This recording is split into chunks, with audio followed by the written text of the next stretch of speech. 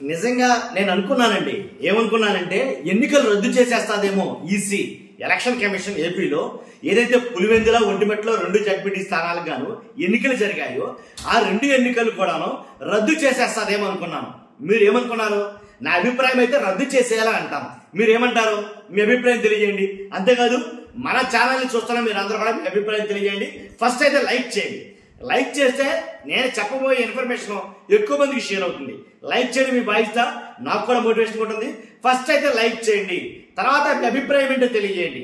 ఎన్నికలు రద్దు చేసేస్తే కరెక్ట్ ఏమో అని అనిపించింది నాకు. మీ అభిప్రాయం ఏంటో తెలియజేయండి. కొత్తగా మన ఛానల్ చూస్తే పక్కాగా సబ్స్క్రైబ్ చేయండి. పులివెందుల ఒంటిమిట్ట 2 జడ్పీటీస్ ఉప ఎన్నికలు జరిగాయి. ఆ జరిగిన ఎన్నికల తీరు, ఆ జరిగిన పోలింగ్ విధానం ఇవన్నీ మీరు చూశారు, నేను చూశాను. కాబట్టి దాన్ని దృష్టిలో పెట్టుకుని నేను ఏమనుకున్నానంటే, ఎంత దారుణమైన పరిస్థితుల్లో ఎన్నికలు నిర్వహించారు కదా, ఈ ఎన్నికలు చెల్లుబాటు అవుతాయా? ఈ ఎన్నికలు మొత్తం రద్దు చేసేస్తుందా? రద్దు చేసేస్తాదేమో ఈసీ. ఎందుకంటే వీడియోలు చూసాం, ఆడియోలు విన్నాం, అలాగే కళ్ళకు కట్టినట్టు అన్ని చూపించారు. మరి ఇలాంటప్పుడు ఆ ఎన్నిక ఎలా చెల్లుబాటు అవుతుంది? ఖచ్చితంగా రద్దు చేసేస్తాదేమో అనేది నేను అనుకున్నాను.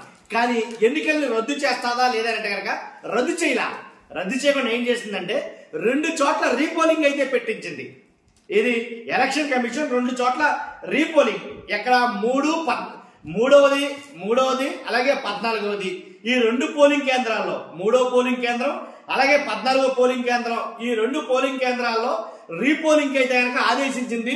ఈ రోజు ఉదయం 7 గంటల నుంచి సాయంకాలం 5 గంటల షరామామూలే. కాబట్టి రీపోలింగ్ అయితే నిర్వహిస్తారు. కానీ దీనికి హితమిత్తంగా అవినాష్ రెడ్డి గారు, వైఎస్ఆర్సీపీ మంత్రి అవినాష్ రెడ్డి ఒక ప్రకటన అయితే చేశాడు. ఆయన ఏంటంటే 2 కూడా మేము ఎన్నికల్లో పాలు పంచుకోవడం లేదు, కాబట్టి 2 మేము దూరంగా ఉన్నామని అన్నాడు. దూరంగా ఉంటే లాభం ఏంటంటే, ఇప్పుడు ఆ 3, 14 2 రీపోలింగ్ పెట్టినప్పుడు ఆ 2 దూరంగా ఉండే ఉపయోగం ఉంది. ఆల్రెడీ అవన్నీ అయిపోయినప్పుడు దూరంగా ఉన్నా దగ్గర ఉన్నా వేస్తే నన్ను అడిగితే కనుక.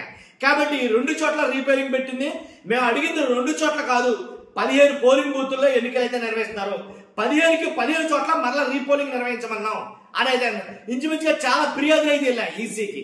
కాబట్టి ఏదైతే పోలింగ్ కేంద్రాల నుంచి వైఎస్ఆర్సీపీ ఏజెంట్లు బయటికి లాక్కొచ్చి తన్నేసిన సంఘటనలో, కొట్టిన సంఘటనలో వీడియో ఫుటేజ్లు చూపించారు. అలాగే చాలా చోట్ల ఏజెంట్లు ఫామ్లు ఏదైతే వాళ్ళ ఫారాలు ఉన్నాయో మొత్తం చింపేసి వాళ్ళు బయటికి ఇంటేసిన సంఘటనలో.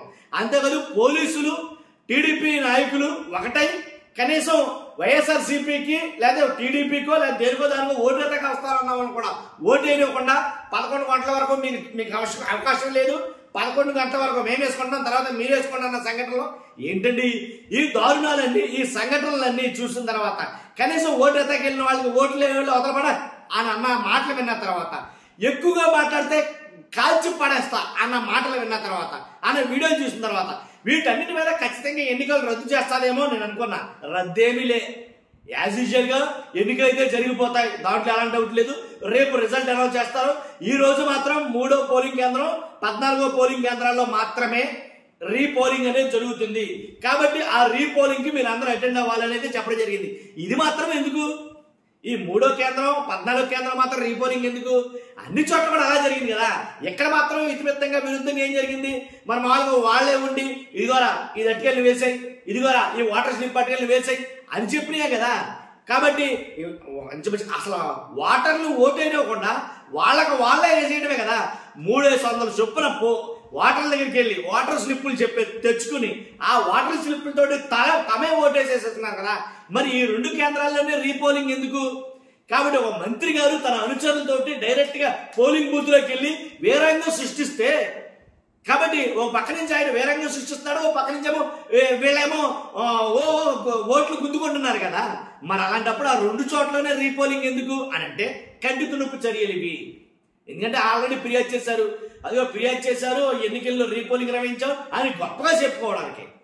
కోర్టు ఒకవేళ ఏం జరిగింది, ఏం చేశారు, ఏం చెప్తున్నారు, ఏం చేయబోతున్నారు అని కొన్ని ప్రశ్నలు ఏమన్నా వేస్తే ఇది ఎలా జరిగింది, ఇది జరిగింది, ఇదిగో రీపోలింగ్ పెట్టాం అని చెప్పుకోవడానికి బాగుంటుంది. అందుకోసం అని చెప్పేసి ఈ ఎక్స్ట్రా డ్రామా అంతా, ఈ తంతు అంతా అనేది కనుక చాలా మంది మాట్లాడుకున్నారు. కాబట్టి అందుకోసమైనా ఈ రీపోలింగ్ 2 చోట్ల అనే నాటకం, దానికోసమైనా తెరదించడం, అని అంటే కనుక నిజమేనో అనిపిస్తుంది. సంఘటనలు అన్ని జరిగిన అన్ని చూసుకుంటే కదా అబ్బాయి లేదు చాలా కట్టుదిట్టంగా జరిగింది. ఒక పత్రికలో చూశాను నేను మార్నింగే, ఒక పత్రికలో ఏంటంటే కదా స్వేచ్ఛ వచ్చిందంట పులివెందుల ప్రజలకి, స్వేచ్ఛాయుతంగా ఓట్లు వేసారట. అసలు ఎలా రాయి బుద్ధి అయిందో ఏంటో, అసలు కళ్ళు ఉన్నాయో లేవో చూసారో లేదో అసలు అది నాకేం అర్థం కాలేదు. అసలు స్వేచ్ఛ రావడం ఏంటి? ఇంతకు ముందు ఎప్పుడు జరిగింది ఇప్పుడు జరిగిందిగా వాస్తవంగా జనగా ఏంటి అప్పుడు ఉన్నాయి ఇవే వీడియోలు ఇవే ఫుటేజీలు ఇవే కాదంటే ఈ రకంగా జరిగిన దాఖలాలు అయితే కనుక లేవు. మరి దాన్ని స్వేచ్ఛ అని ఎలా అంటాం? అంటే నీ ఓటు నేనేసైతే స్వేచ్ఛ వచ్చినట్టేనా? లేదా 100 మంది ఓటర్ స్లిప్ని తెచ్చేసి మనోళ్ళు 10 మందిని లోపల పంపించి మొత్తం 100 గుద్దేంటారు అంటే స్వేచ్ఛ వచ్చేసినట్టేనా? లేకపోతే మనోళ్ళు తప్ప వేరే పార్టీకి సంబంధించిన వాళ్ళు ఎవడో పోలింగ్ బూత్లో ఏజెంట్లు కానీ ఎవరికైనా ఉంటా కుదరదు, మొత్తం బయటకు గెంటేయండి అవతలకు గెంటేయండి అని వాళ్ళు మాత్రమే ఉండి వాళ్ళకి నచ్చినంత సేపు ఓట్లు వేసుకుని ఇప్పుడు మీరు వేసుకోండి అంటే ఇది స్వేచ్ఛ వచ్చినట్టేనా? ఏది స్వేచ్ఛ? ఎక్కడ స్వేచ్ఛ? కాబట్టి అలాగైతే కనుక ఈ రకంగా ఉంది కాబట్టి ఈ రకంగా జరిగింది కాబట్టి నాకు తెలిసి ఎన్నికలు రద్దు చేస్తారేమో అనుకున్నా కానీ అదేం తెవల్ల వ్యాపారం. కాబట్టి అక్కడ జరిగిందంతా పత్యాపారం అండి, రెండోది ఏం లేదు, ఎన్నికల రద్దు లేదు ఏం లేదు. కానీ అదే 2 పోలింగ్లు మాత్రం 2 చోట్ల మాత్రం రీపోలింగ్ అయితే జరుగుతుంది. లైక్ చేయండి, కొత్తగా మన ఛానల్ పక్కగా సబ్స్క్రైబ్ చేయండి, మీ అమూల్యమైన కామెంట్ రూపంలో తెలియజేయండి. Thank you.